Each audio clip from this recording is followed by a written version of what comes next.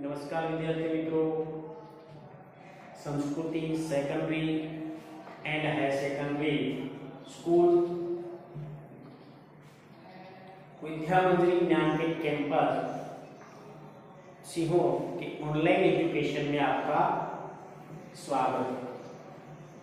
और मैं हूँ डाभी प्रवीण।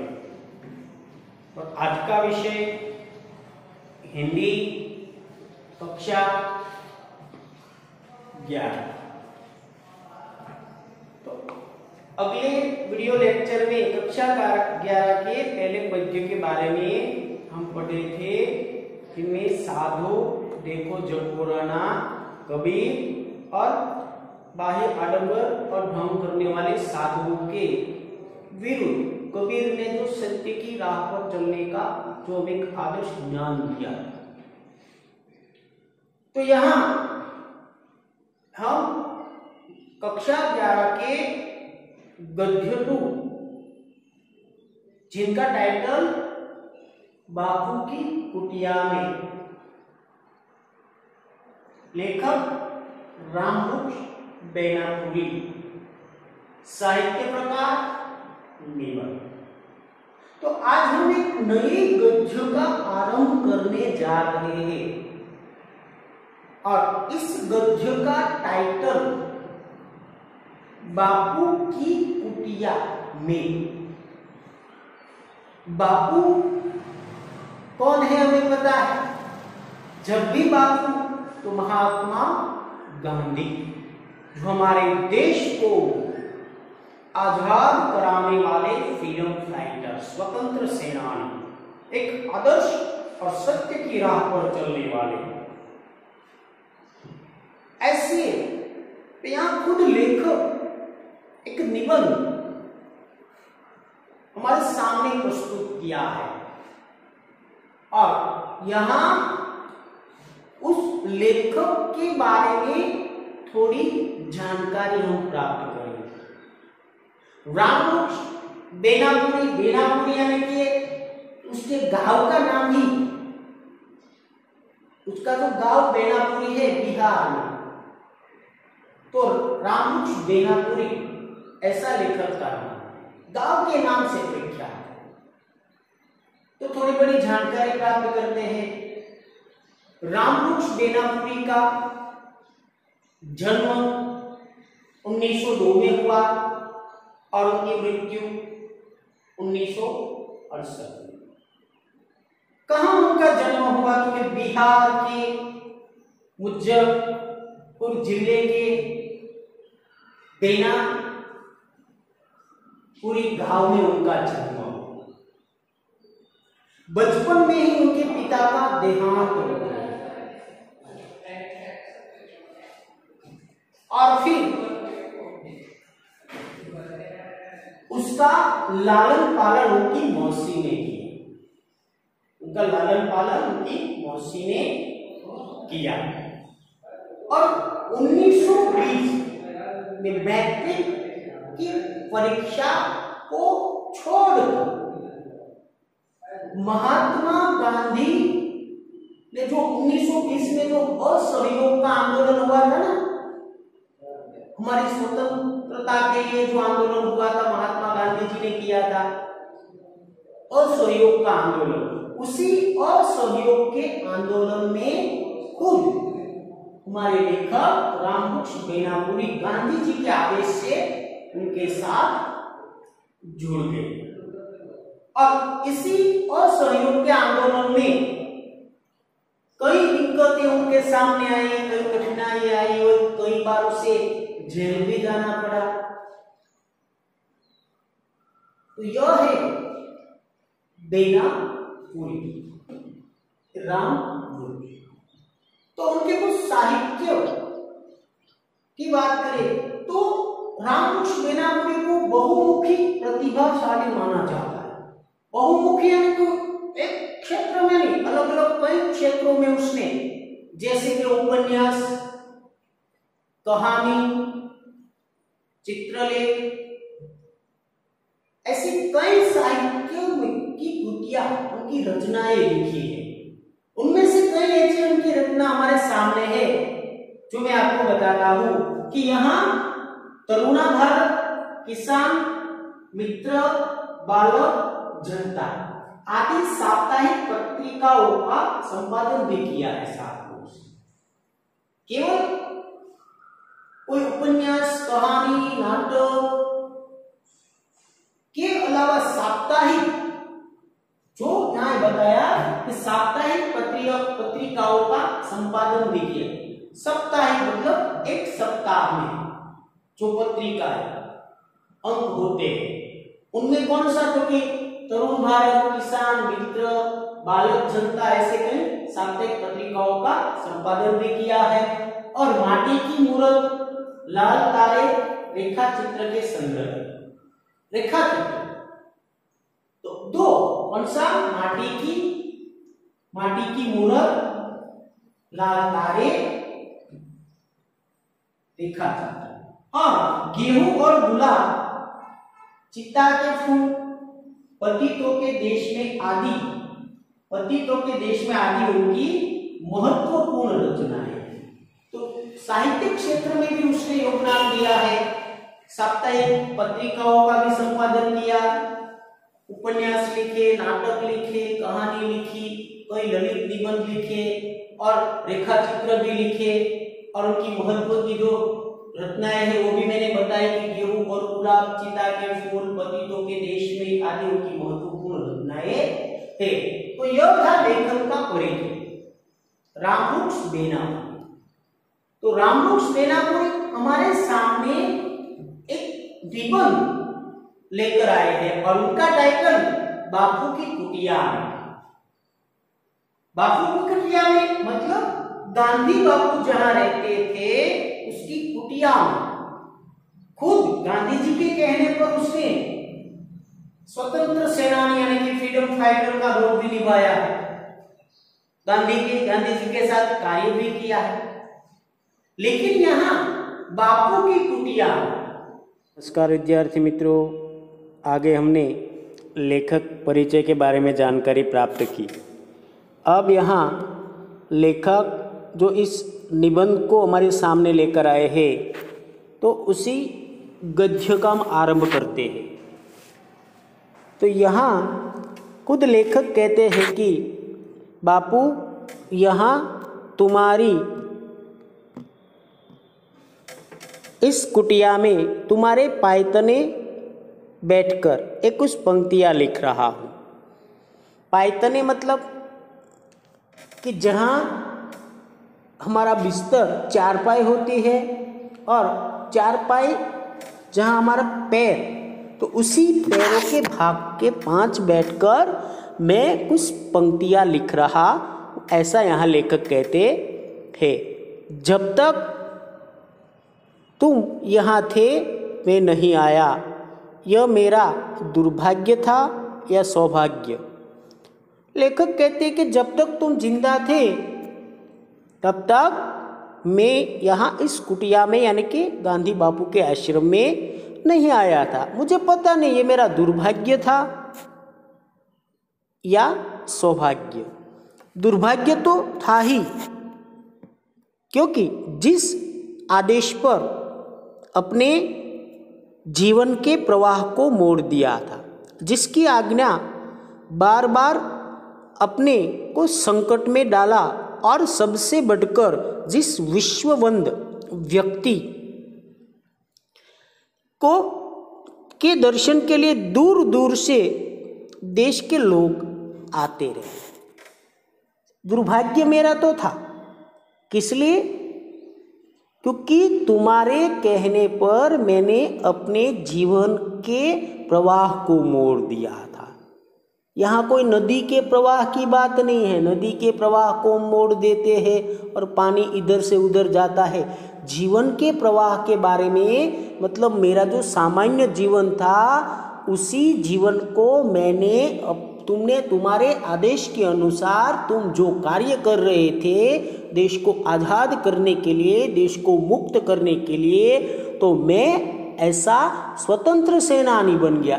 तुम्हारे इस विचारों के साथ मैंने अपने जीवन को मोड़ दिया और तुम्हारी आज्ञा पर बार बार मैंने अपने जीवन को कई बार संकटों में डाला है। और अति महत्व की बात यह है कि विश्ववंद व्यक्ति थे, तुम्हारे दर्शन के लिए तो दूर दूर देश के लोग आते थे, और मैं इस देश में होते हुए भी तुम्हें नहीं देख सका।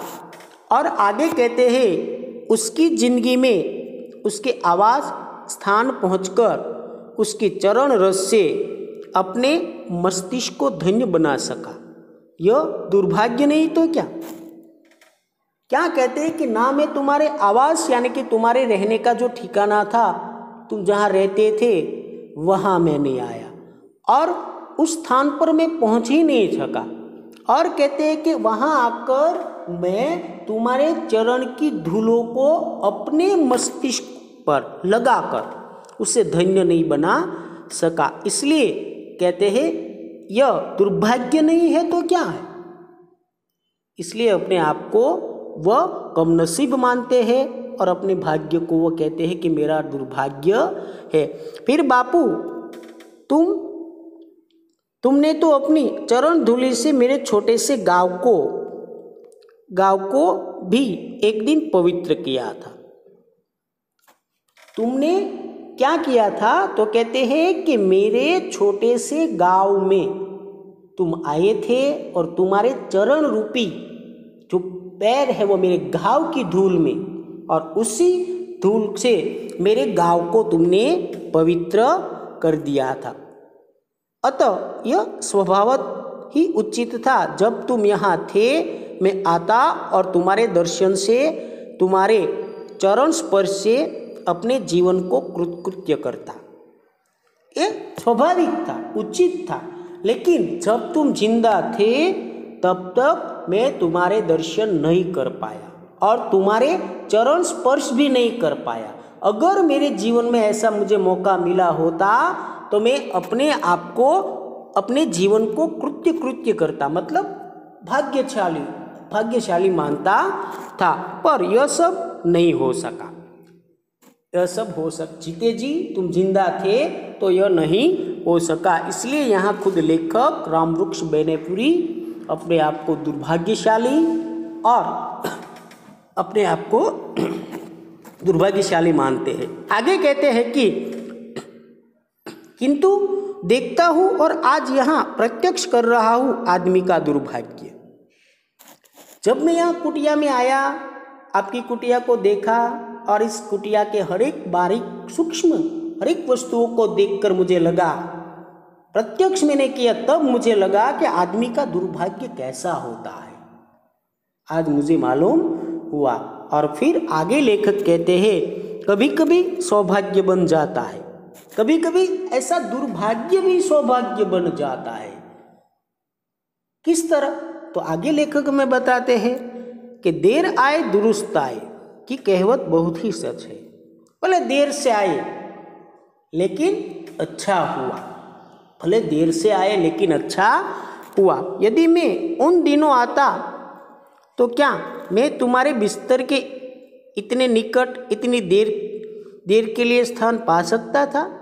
मानो कि गांधी जी तुम अगर जिंदा थे, बापू तुम जिंदा थे और मैं तुम्हारी कुटिया यानी कि आश्रम में आता और इतनी देर तक जहाँ तुम्हारा बिस्तर है उस बिस्तर पर तुम बैठते थे, वहाँ मैं इतनी देर तक आज जो बैठा हूँ बैठ सकता था? नहीं। इसलिए यहाँ कहता है कि मेरा सौभाग्य है, ऐसा यहाँ कहते हैं। उस शांत एकांत में अकेले अकेले इस कुटिया से इतना तादात्म्य प्राप्त करने में सफल हो सकता था अगर तुम जिंदा थे। और आज मैं जो शांत अनुभव कर रहा हूँ, शांत और एकांत में अकेले अकेले इस कुटिया के इतने तादात्म्य, इतना हिल मिल गया हूँ कि ऐसा समय में यहाँ बिता सकता था, सफल हो सकता था। और आगे कहते हैं अरे तुम्हारे पायतने बैठकर अपनी लेखनी को इस तरह सार्थक करने का सौभाग्य उन दिनों क्या खाकर किस पुरातन पुण्य बल से पा सकता था? तुम्हारे पायतने बैठकर, तुम्हारे चरण जहाँ रहते थे बिस्तर में, वहाँ बैठकर अगर तुम जिंदा हो होते तो क्या मैं अपनी लेखनी मतलब मुझे जो लिखना होता है वो पेन, उससे मैं क्या कोई लिख सकता था? ऐसा सौभाग्य मुझे मिलता था? कैसा भी मैं पुण्य करूं नहीं मिल सकता था, ऐसा यहाँ कहते हैं। इसलिए पहले पैराग्राफ में बताया कि मेरा दुर्भाग्य, और दूसरे पैराग्राफ में बताया कि तुम्हारे प्रत्यक्ष दर्शन से, अगर मुझे प्रत्यक्ष दर्शन नहीं हुए फिर भी यहाँ जो मेरा सौभाग्य मुझे मिला है, इतनी देर तक तुम्हारे बिस्तर के पास बैठना, अकेले अकेले हर एक वस्तु का तादात्म्य साधना, यही दूसरे पैराग्राफ में बताते हैं। और आगे लेखक कहते हैं, तुम्हारा यह बिस्तर खजूर की चटाई पर एक गद्दा डालकर और उसे खादी से ढककर बनाया गया है, श्वेत शुभ्र बिस्तर। कैसा बिस्तर? तो यहाँ कहते हैं कि तुम्हारा जो यह बिस्तर है वह कैसा बिस्तर है, तो कि खजूर की चटाई गद्दा डालकर और उस पर खादी ढककर एकदम श्वेत, श्वेत यानी के सफेद, हंस की तरह, शुभ्र यानी के कल्याणकारी, ऐसा बिस्तर है। बापू, लगता है कि तुम अभी यहाँ से कुछ देर के लिए बाहर गए हो और अभी अभी हृदयकारी मुस्कान के साथ पधारोगे। लेखक को ऐसा लगता है कि अभी अभी बापू इस श्वेत शुभ्र बिस्तर को छोड़कर बाहर गए हैं और अभी अभी बाहर गए हैं और कुछ देर में यहाँ लौट आएंगे, और हृदयकारी मुस्कान के साथ कैसे लौटेंगे? अपने हृदय में हर रोज जब जैसा भी समय हो केवल मुस्कान, हंसना, ऐसी मुस्कान के साथ तुम पधारोगे, ऐसा लेखक को लगता है। तुम्हारा यह बिस्तर, तुम्हारा यह तकिया, तुम्हारी यह तुलसी की माला, तुम्हारा यह प्यारा चरखा, सबके सब यही तो कह रहे हैं, तुम अभी गए हो अभी आओगे। कितना विश्वास है इन सब चीजों को देखकर। क्या कहते हैं लेखक कि अभी अभी तुम्हारा एक बिस्तर कह रहा है कि बापू आएंगे, और बिस्तर पर जो तकिया है वो कह रहा है कि बापू आएंगे, और जो उनके हाथ में जो तुलसी की माला राम नाम जपने की थी वो माला कह रही है कि बापू तुम आओगे, और उनका जो चरखा है वो कह रहा है कि बापू तुम आओगे। इतने आत्मविश्वास के साथ लेखक को लगता है कि मानो बापू अभी जिंदा है और कुटिया से बाहर गए, ऐसा यहाँ लेखक कहते हैं। और आगे कहते हैं, किंतु नहीं, जो आशा थी आने की किंतु नहीं। ऐसा क्यों लेखक ने कहा? तो कि इस कुटिया के दाहिनी द्वार के निकट जो घड़ी और खड़ाव की जोड़ी है, यह कहती है, अरे तुम किस भ्रम में हो। कोई भी व्यक्ति बाहर जाता है तो क्या खड़ाव यानी कि पग रखा, क्या उनके जो पग रखे हैं वो पहनकर ही बाहर जाते हैं ना। तो यहाँ कहते हैं कि कुटिया की दाहिनी और जो दीवार थी उनके द्वार के निकट बापू की घड़ी और उनका जो खड़ाव यानी कि उनके पग रखे पड़े थे, वह जब लेखक ने देखा तो वह पग रखे और घड़ी मानो के लेखक को कह रही है कि बापू इस दुनिया में नहीं है और तुम इसी भ्रम में हो। ऐसा लेखक को लगा जब घड़ी और पग खड़ाव को देखा। तो बापू क्या हमें छोड़कर कभी बाहर निकलते थे? अगर बापू होते तो क्या इस आश्रम को छोड़कर कभी बाहर जाते थे? वह बाहर कहीं नहीं गए, तो क्या बापू यहाँ है? कहाँ है बताओ। ओरे बिस्तर, हमारे सारे राष्ट्र के बापू कहाँ है? फिर निराश हो जाते हैं, जैसे पग रखा और घड़ी को देखा और उसका भ्रम टूट गया कि बापू अभी जिंदा नहीं है। और फिर यहाँ लेखक कहते हैं कि बापू अगर होते तो कभी किसी को छोड़कर कुटिया से बाहर जाते ही नहीं थे और बाहर ही नहीं गए, तो बापू कहाँ है, अब कहाँ है? और बिस्तर से कहते हैं कि हमारे राष्ट्र के बापू कहाँ है, ऐसा लेखक निराश होकर कहते हैं। लेकिन आगे लेखक कहते बिस्तर तो नहीं बोलता। बिस्तर कभी बोलता है? बिल्कुल नहीं बोलता है, क्योंकि बिस्तर तो निर्जीव होता है। किंतु खुली अलमारी पर रखे बापू के 3 बंदरों तो इशारे से कह रहे थे। बिस्तर ने जवाब नहीं दिया, लेकिन बरोबर उनके सामने जो खुली अलमारी थी और उसी खुली अलमारी में गांधी के 3 बंदर, हमें पता है ना, आंखें बंद, मुंह बंद और कान बंद। इसका कहने का मतलब क्या है कि वो तीनों बंदर जो सामने अलमारी में है वो कह रहे हैं कह रहे हैं कि आंखें बंद करो, जबान बंद करो, कान बंद करो, अपने को आत्मस्थ करो, फिर देखो बापू यहाँ है। 3 बंदर को देखो, पहले अपनी आंखें बंद करो, कुछ देखना नहीं है, फिर अपना मुंह बंद करो, कुछ बोलना नहीं है, फिर अपने कान बंद करो, कुछ सुनना नहीं है, और फिर कहाँ जाना है, अपने आत्मा के अंदर जाकर देखो बापू जिंदा है, बापू दिखाई दिए। फिर देखो ऐसा यहाँ लेखक को, और फिर आगे, और सचमुच पा रहा हूँ बापू तुम कहीं गए नहीं हो, यही हो, इसलिए इसी बिस्तर पर उस तकिए के सहारे से बैठे हो। हाँ हाँ, इस शांत एकांत में, इस सारी कुटिया बापू में पा रहा हूँ।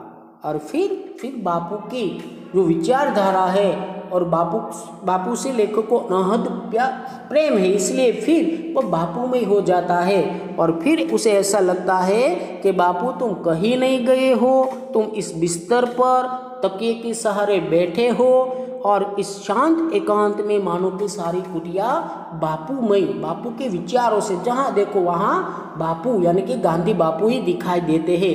ऐसे विचारों में खुद लेखक डूब जाते हैं। और आगे देखिए, वह अपने बिस्तर पर बैठे बापू अपने यरवदा चक्र को घुमा रहे हैं। अभी कुछ देर पहले उन्होंने सामने रखे कलमदान से कलम निकालकर कुछ लिखा है। फिर ऐसा लगा कि मानो कि बापू अपने यरवदा चक्र को घुमाते हैं। नित्य उनका जो समय अनुसार कार्य करने का जो टाइम टेबल, उसी तरह मानो कि उसने अपनी कलमदान से अपनी कलम निकालकर कुछ लिख रहे हैं। और अब जरा हट जाइए। और आगे कहते हैं, किस लिए कहते हैं जरा हट जाइए?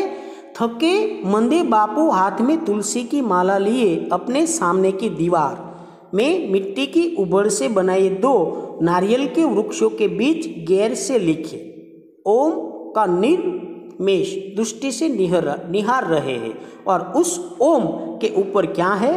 राम।